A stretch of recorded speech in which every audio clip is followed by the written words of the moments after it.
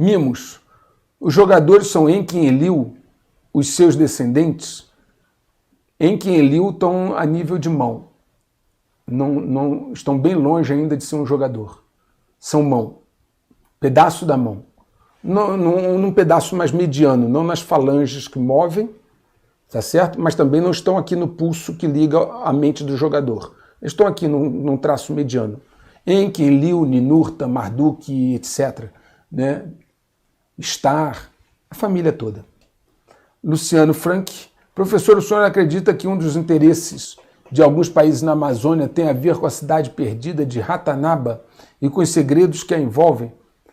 Luciano, eu conheço essa questão da Ratanaba, né? É uma questão interessante, mas a Amazônia tem muito mais que isso.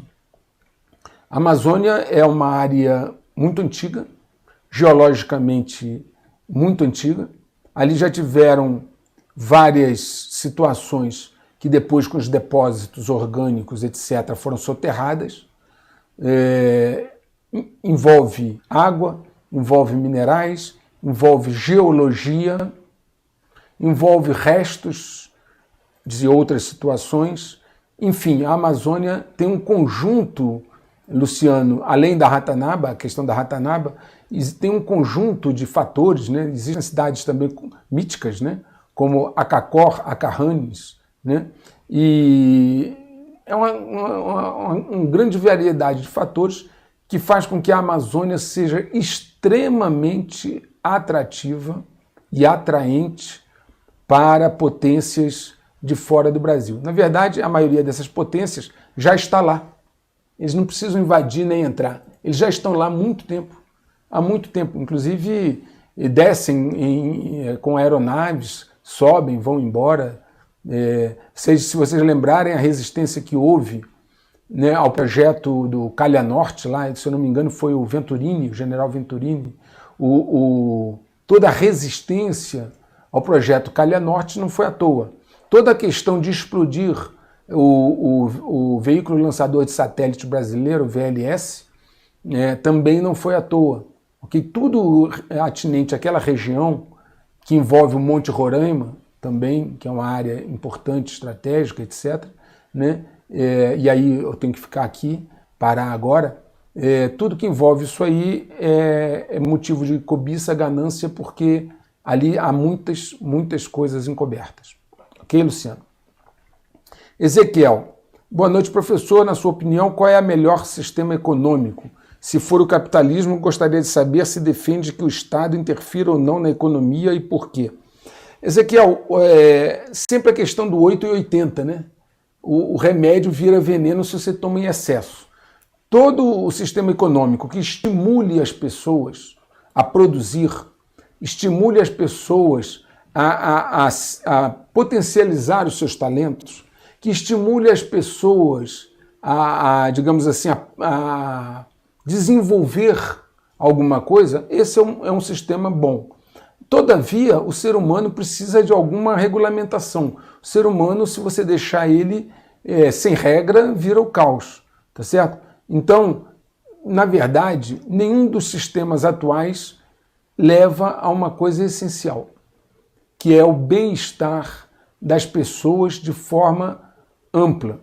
Okay? Nem o comunismo levou ao bem-estar, nem o socialismo levou, nem o capitalismo levou, porque o capitalismo, sim, foi capaz de atingir uma quantidade maior de pessoas, mas longe de ser a grande maioria. Os bolsões de pobreza sempre existiram em todos os países capitalistas, uma certa discriminação e uma distribuição de riqueza equivocada, que o comunismo e o socialismo nunca foram capazes de resolver e, na verdade, são bem piores. Okay? Mas nenhum deles é o sistema econômico adequado e quando nós terminarmos essa travessia, um sistema econômico adequado, muito mais, digamos assim, justo, será apresentado à população de superfície. Mário Romero.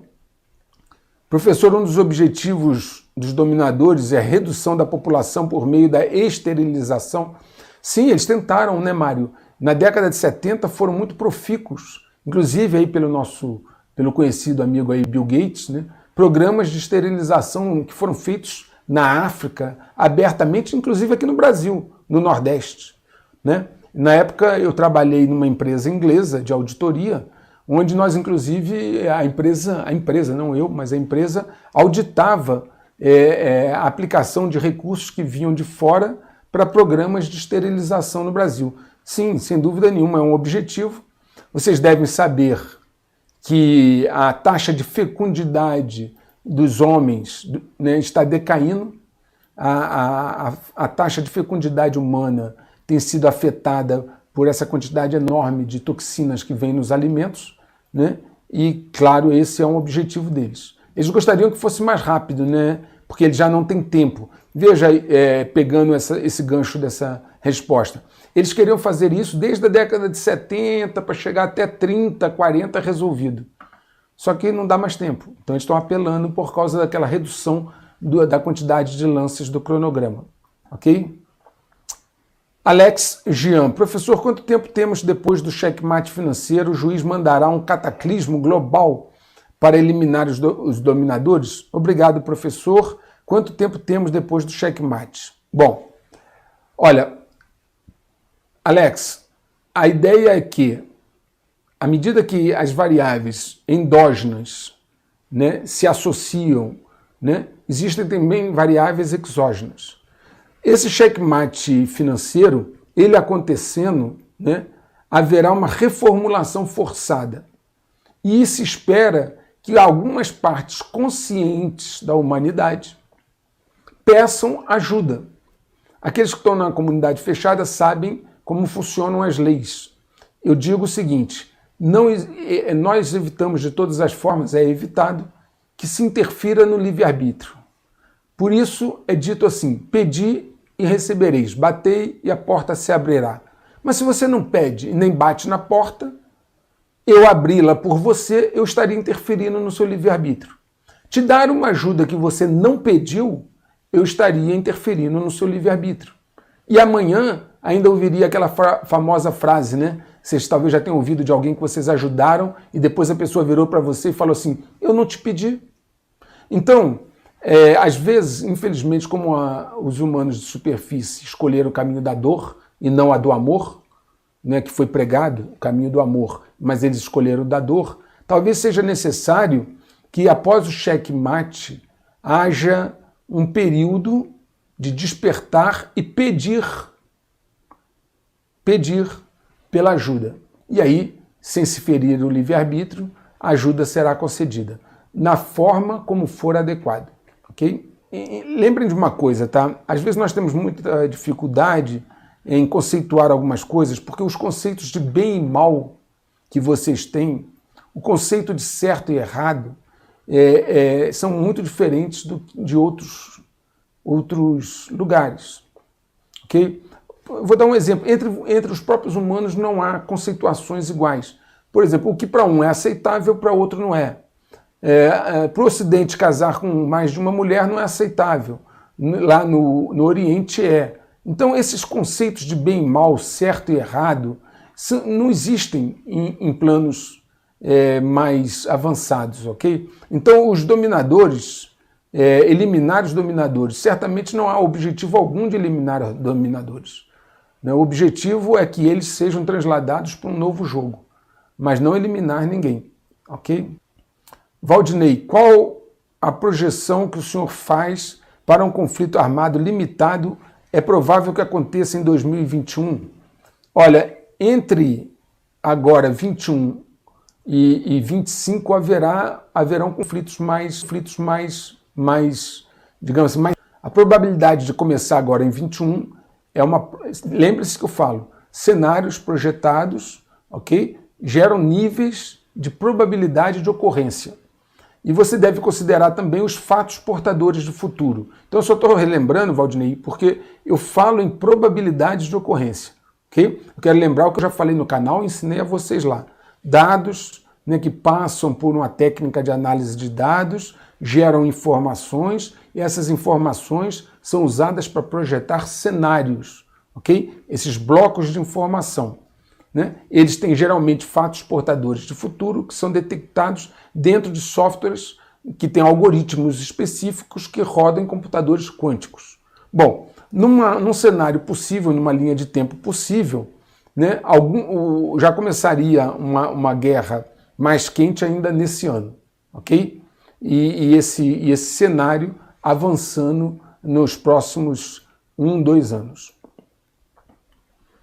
Arthur, professor, as pedras guias da Geórgia foram erigidas pelos dominadores globais e o sombrio e enigmático aeroporto de Denver? Sim, sim, Arthur. Né?